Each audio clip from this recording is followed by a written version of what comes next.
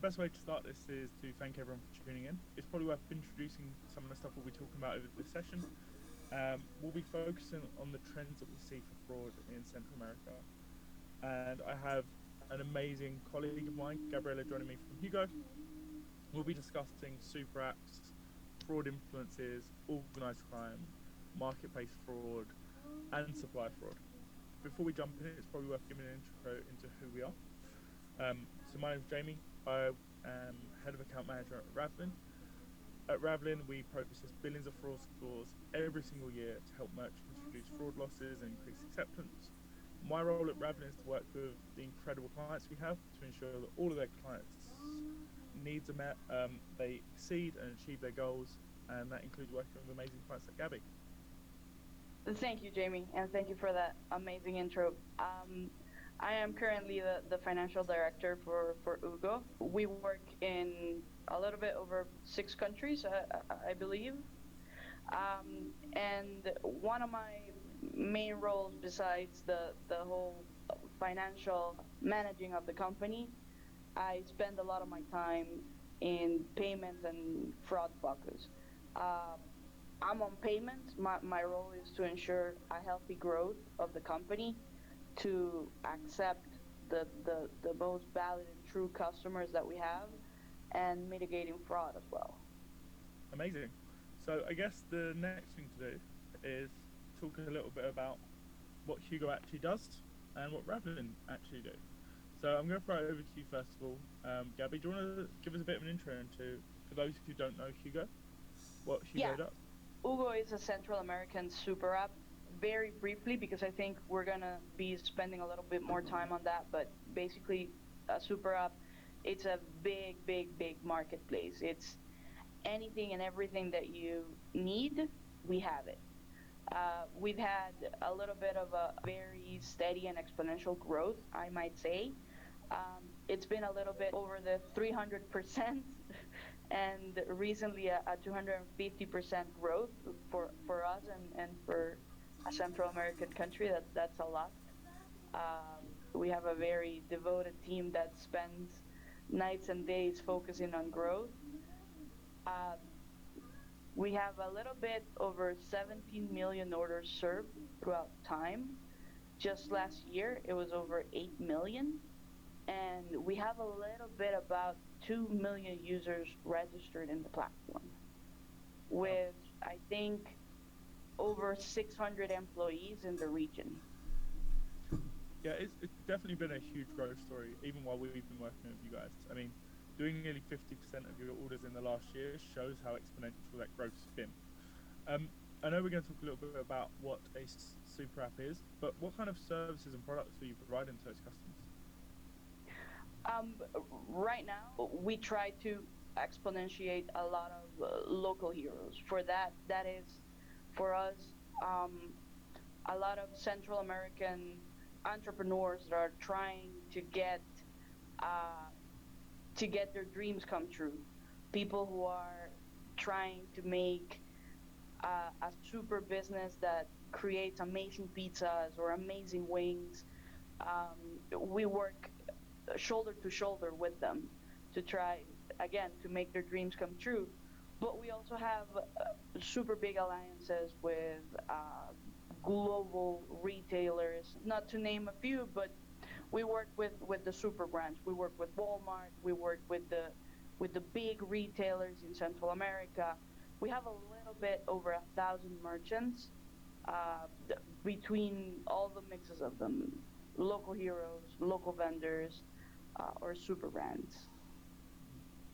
That's a lot of merchants and partners. Again, for a company that's growing so exponentially, those merchant partners grow exponentially as well.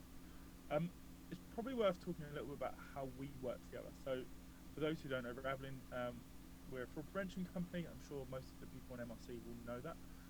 However, we actually solve a lot of problems. We can solve card fraud, we can solve ATO, promo abuse, refund abuse, supply side fraud. We can provide 3DS services. We have this wide gamut of services. Um, you don't use us for everything, you use us for some very specific problems. Can you tell us what your focus was when we first started working together? yeah, when we started looking for the partnership with you guys, I think we had two big problems in hand. But even when speaking with you guys, we knew that this was a long-term partnership because there were going to be a lot of problems in the future that were coming to us. And like you said, almost all of the suite of Ravelin's tools, we could find a use for it. But at the time the partnership started, I think we had two big problems. We were rejecting a lot of valid customers, a lot of customers who were true, and it was his credit card that they were trying to process. We were actually rejecting them. Uh, that for us, and with the growth and with our plans that we wanted to achieve, that was a big problem for us. Mhm. And I think the other problem that we had was fraud. Every single day fraud was growing with us, so we had to find that sweet spot of what to block and what not to block. I've obviously believed that this partnership's been pretty amazing going through it so far. And if I look at our clients we've worked with before, it makes total sense. We've worked with like Corner Shop and Rappi and Deliveroo and Glovo. A lot of these are MRC members, so obviously I was fairly confident partnership well work well. I think it has. Like the integration we got over here is great. We're in a really good position now, which means we can now start talking about some of the things that we've learnt together, and we can start talking about some of the problems we've been facing. So the first thing to probably discuss is a super app. We've touched on it a few times already, right? And we keep going. We'll tell you what it is. So I know they're a lot more common in Central America, South America, and APAC, but they're definitely less common in Europe and North America. So it's probably worth like just talking a little bit about what a super app is. So do you want to just walk through what a super app is? Definitely, definitely. Um, you typically have these apps that deliver food to your door, and that's how Ugo actually started, delivering food to your door. And that's pretty much what you see in North America and in Europe. But here in El Salvador and the whole Central American region, we've kind of figured out that there was an additional need other than just delivering food. So basically, a super app, it's delivering anything and everything that you want to your door. Absolutely anything and everything. So if it's delivering a lot of stuff, what's the difference between an app that just delivers a lot and an actual super app? Like, what's the real big difference? A delivery app, it's typically gonna have some, I don't want to say restrictions, but it's gonna have some logistical problems to delivering anything that you want to your door. Uh, I think we pretty much do anything that you can think of. I think we have ourselves. We can cover it. We can do it. We can deliver it. And the most important thing is that we have that merchant in our platform. So you can look for it, you can buy it, and we'll handle all your problems. This seems like something that doesn't just happen overnight. Like from my point of view, especially in Europe, like you don't just set out to go, we'll deliver apps to you, everything can get that right from day one. Could you tell me a little bit about how Hugo especially rose up from like where you were to now delivering?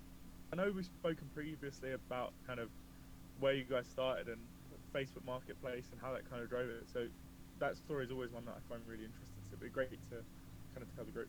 Before, here in Central America, before Facebook Marketplace became the thing, and it's actually something pretty big here, um, there was a tiny app that actually got you, except for food, anything and everything that you needed to look for. I think they sell secondhand tools. They sell even puppies. I think were for sale there. I'm not sure I'd order So a puppy from an app, Gabby, but me neither, but they had it. Um, but the problem with the app was um, the insecurity of it. It was Jamie and Gabby making a transaction through an app, but afterwards, Jamie and Gabby had to look for a place to actually make the exchange of the goods in terms for the money.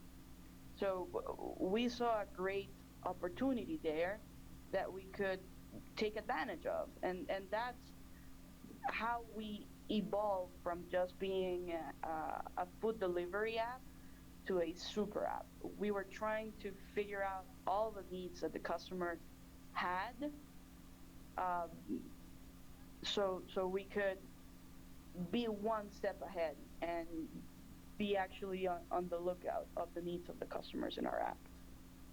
And if you were to break down the stuff you currently deliver, like I've seen the Hugo app, I've gone through it all, and there's a lot of different categories. So I've got two questions actually. If you can break down all different categories, um, what would you say the main ones are that you sell? Also, what's the weirdest thing you've ever seen ordered on Hugo app? Because some of the stories about this are pretty funny. Well, yeah. Um, well, we do food, obviously. You can do, and this is one of the things that we're pretty proud. Even do we do quick convenience, and you can have a couple of basic needs and wants delivered to your door within 15 minutes. We do that. So if you're missing cooking oil and you need it very quickly because your dinner is it's about to get done, you can have your cooking oil within 15 minutes. We're super quick. But you can do your full supermarket with us. We do pharmacies, we do pet food and pet treats, even the leashes and all pretty much everything that you need for your pet, even bunny food. I think we deliver. We You do have ticketing as well, right? Like you do ticketing now as well, yeah, right? we actually did. We did the Bad Bunny concert. I'm not sure if everyone here is familiar with Bad Bunny. I'm from I'm what I not, but understand, he's huge. I'm not, but I got told off for this. So when we first spoke about this, I was like, I don't know who it is. When I spoke to one of my colleagues from Latin America, and I got told off for not knowing who it was. Apparently, it's huge. Yeah, we incursionated in the ticketing world, and we sold the Bad Bunny concert. I think in 2 or 3 countries, and that was insane. It got sold fairly quickly. I think you can even got it was not something just here in Central America, but it was a huge boom in the entire world.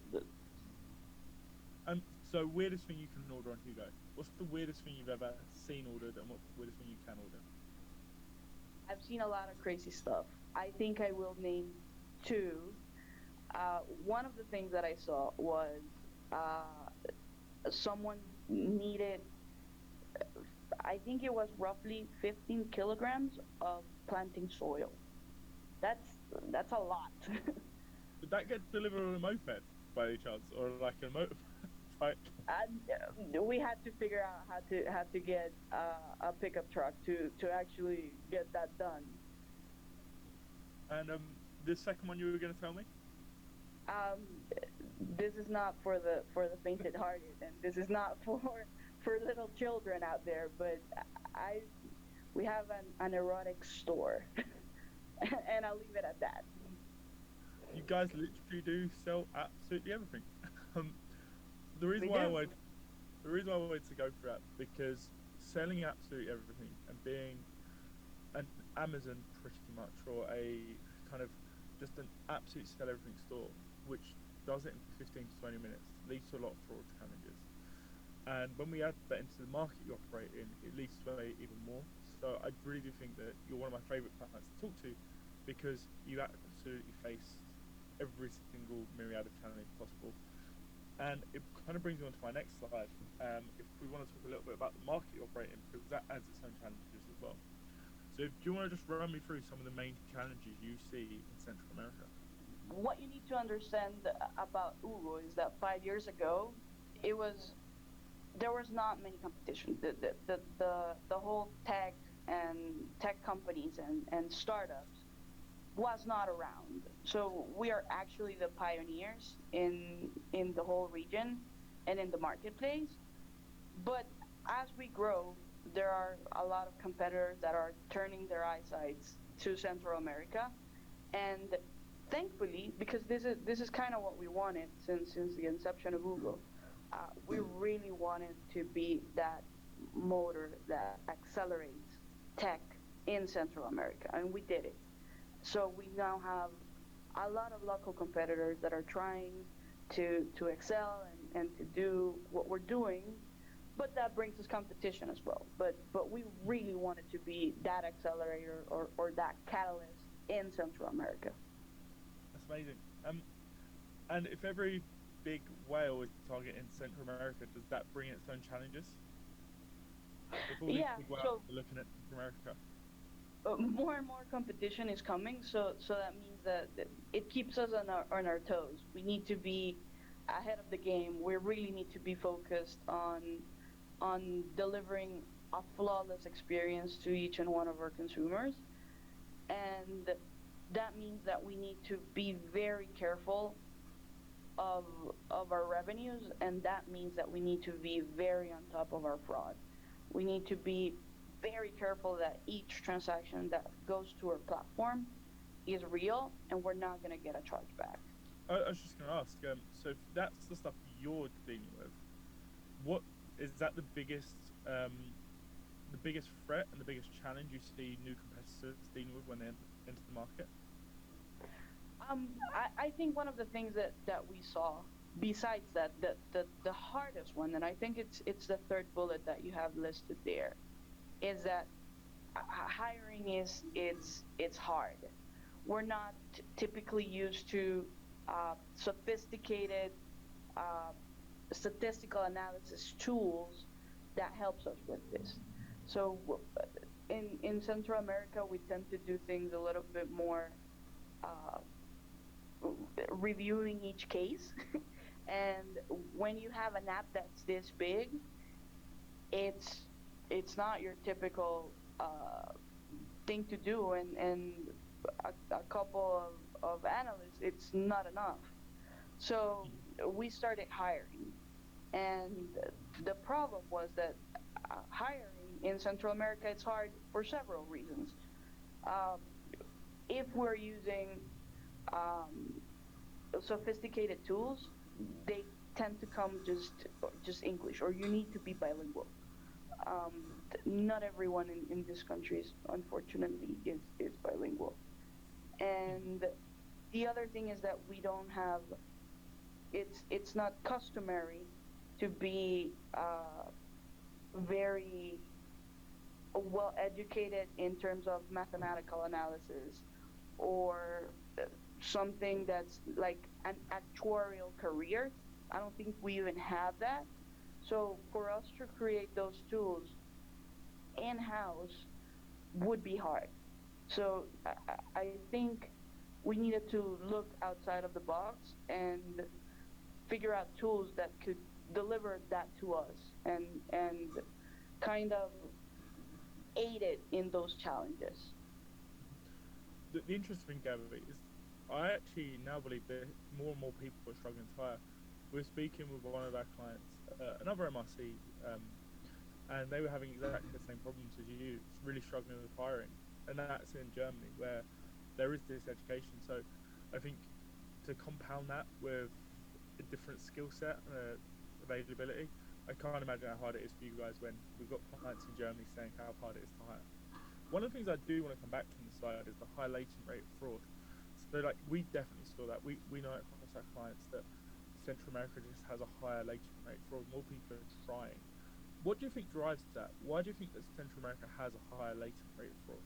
Being Central America, it's kind of, from Central America, it's kind of hard to say, but poverty is an issue. I can't deny that. We are still a third world country, unfortunately, and since the poverty rate is high, uh, that tends to lead to fraud, unfortunately.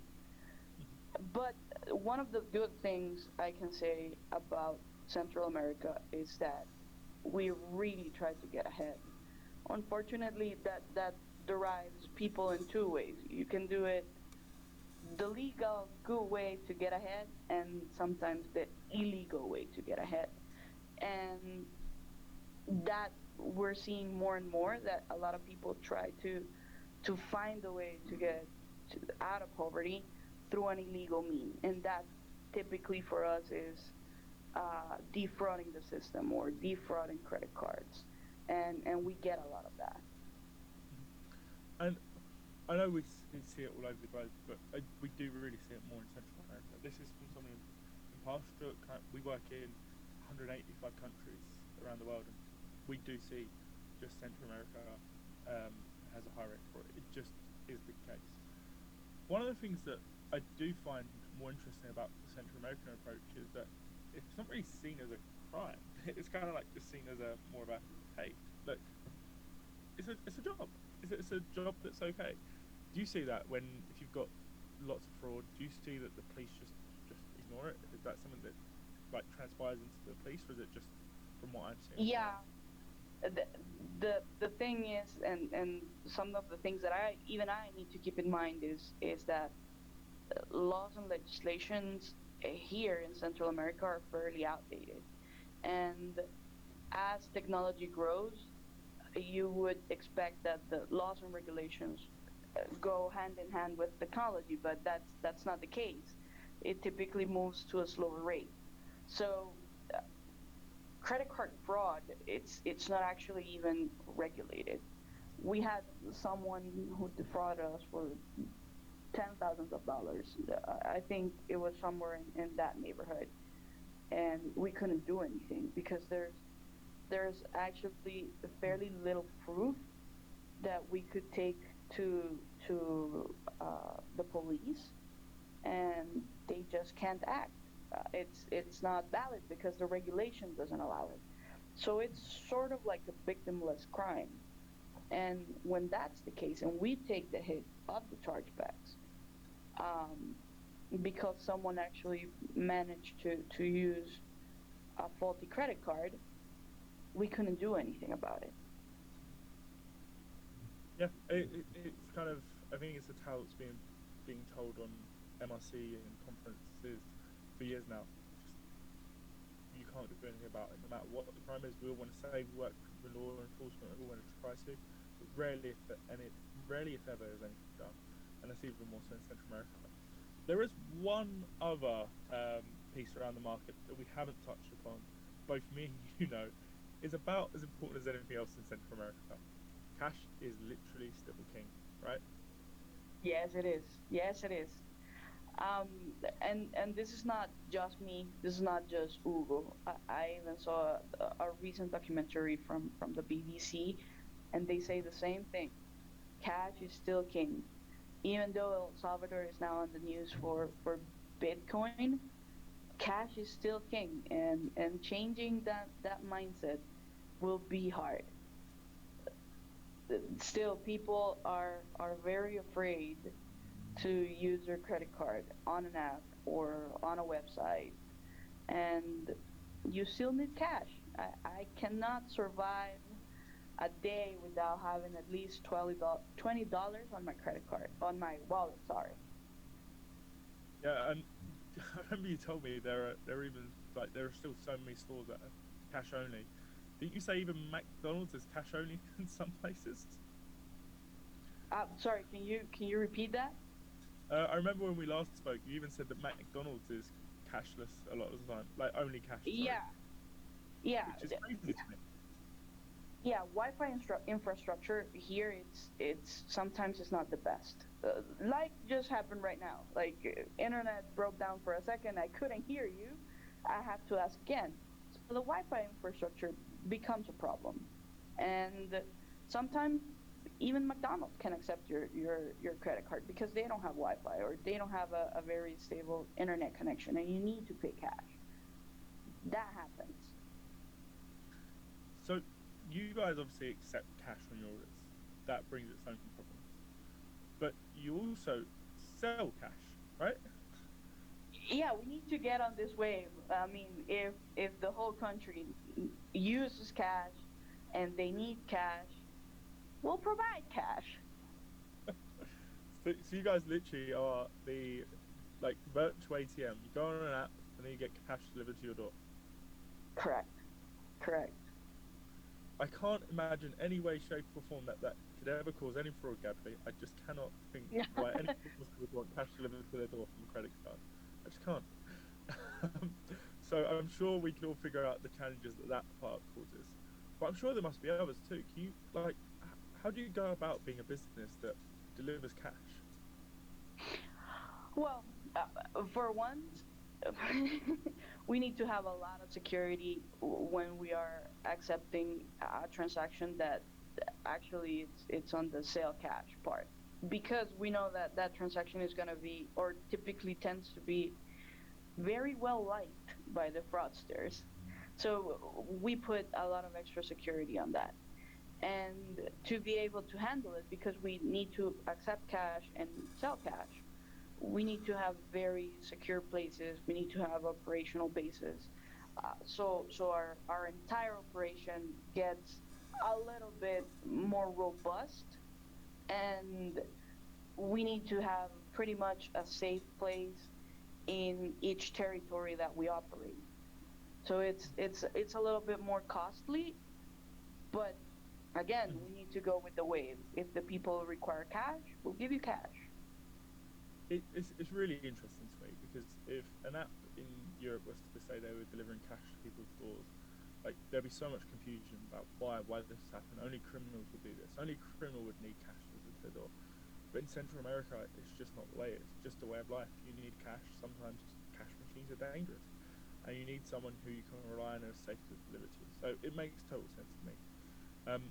From when we've spoken before, I know the biggest risks you have, and like this makes total sense. But it also does lead to lots of types of fraud, right? It does lead to lots of types of fraud, and it's probably what we should talk about next. Some of the types of fraud that you guys see, because your business model is unique, your markets are interesting. So we've got some pictures up on the screen right now of the three types of fraud that you guys see a lot. Do you want to just give us a really, really high-level view? I'm guessing some people know these terms, but if you want to give us a really high-level view, and then we'll dive into each one individually. Yeah. Well, friendly fraud. It's for us. It's really not uncommon for a family to use the app as one account, and sometimes the mom uses the account to have something delivered, and probably the dad of the family is going to look at the account statement and say, hey, I didn't use Hugo. So they typically put a chargeback to that, but it's not, they're not defrauding us. They're not defrauding the credit cards. It's just an honest mistake, I'm gonna say. um, Organized crime, a little bit more similar to what you see in the US or in Europe. uh, it's basically, for us, it's using faulty credit cards through our app. And the marketplace fraud, it's people might be familiar with this if they're in marketplaces, but I think you have risk in two places. Someone from the marketplace tried to defraud us and the marketplace as well, or just exceeding the amount of coupons or rebates that we put in the platform. Makes sense. So we've touched on briefly. They are in some ways a bit different to what we'd normally see. If we start with friendly fraud, normally when we talk about friendly fraud in Europe, I mean, me and Marcy have stickers about friendly fraud, which is great, by the way. But normally when we talk about friendly fraud, we talk a lot about buyer's remorse. We talk about the kind of elements of friendly fraud which are a bit more kind of was you. But when you got to talk about friendly fraud, you mentioned you were talking about like friends and family using it a lot of the time. Is that genuinely common that whole families share the Hugo app on one device? It is, and the problem that we were seeing, and how we used to manage this is, or I think whenever you see a fraud and you see an account that gets a chargeback, you typically just block the account. And sometimes you need to know that you're losing a customer whenever you have that block. And one of the things that Ravelin helped us figure out is how much is that customer actually worth to us in one same tool. It's not like we couldn't have done it on our own, but in the same tool, the fraud analyst can actually review the customer. And if we can contact them and ask, did you place this chargeback and why? And we can actually give them the information of which transaction was. If they tell us that it was a misunderstanding, then for us perhaps forgiveness is the right answer. Losing a whole family that does their supermarket and X amount of meals with us for just one mistake, perhaps it's not the best way to do business for us. Wow, that is it's interesting. It's one of those things that we see more and more, especially in these kind of apps. So the next one to probably talk about is if we talk about organized crime, because people will be more familiar with this, right? Yeah, yeah. This is targeted accounts and the bin range attacks that are, to say the least, becoming more and more common. So we needed to be a little bit more on our toes about this. So if you guys need to be more on your toes about organized crime, what do you think are the most important data points that a app in Central America will be looking at? When we started, I think at first it was just one or two transactions that tend to happen. But right now, what we're seeing it's that a lot of bins and a lot of credit cards are being stolen and used on one device or in one account. So right now we're considering the device, the IP, and actually a lot of useful information that make the customer unique and that we can actually trace them and be able to know if there's a network going on. And that's one of the things that I'm pretty sure I can say without Roblin, we couldn't have done it. Yeah, the network one's always really interesting because I've got a screenshot up here of an organized crime network that operated under Hugo, and you can really see what you mean by like one device with just a huge number of cards and connected to another device. It's clearly a fraud ring. Um, do you? I'm guessing a lot of people haven't seen this network view before. Do you want to just give us a really high-level overview of how these organized crime networks look for you guys? Typically what we see is that one customer starts uploading credit cards as fast as he can, or as fast as the app allowed. um, Ravelin helped us put a block. You cannot, or if you upload X amount of cards in X amount of time, then you're gonna get blocked by Ravelin, so you're not gonna be able to move forward. That's before you even place an order, right? Like that's Yeah, before they even place an order, right? It's just yeah. immediately just the block goes on. And one thing that I think people don't always realize is we then look at all the customers that linked them. So when they try making an account, same thing, right?